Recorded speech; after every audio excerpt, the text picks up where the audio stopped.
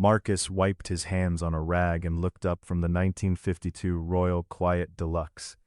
The bell above his shop door chimed. "Excuse me," said a woman with paint-splattered sneakers. "Do you fix typewriters that won't advance the paper?"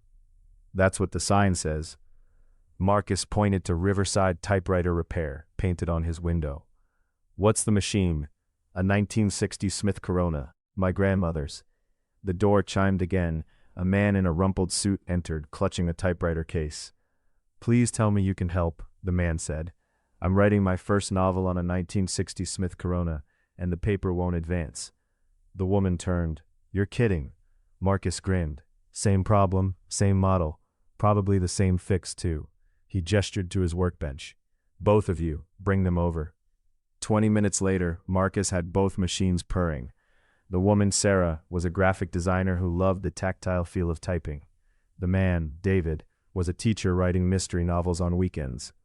"Have you read any Raymond Chandler?" Sarah asked David. "Only everything he ever wrote," David replied. Marcus watched them discover their shared love of detective fiction, vintage fountain pens, and black coffee.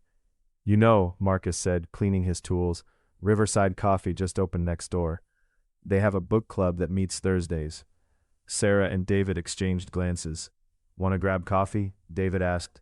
"I could use someone to bounce ideas off."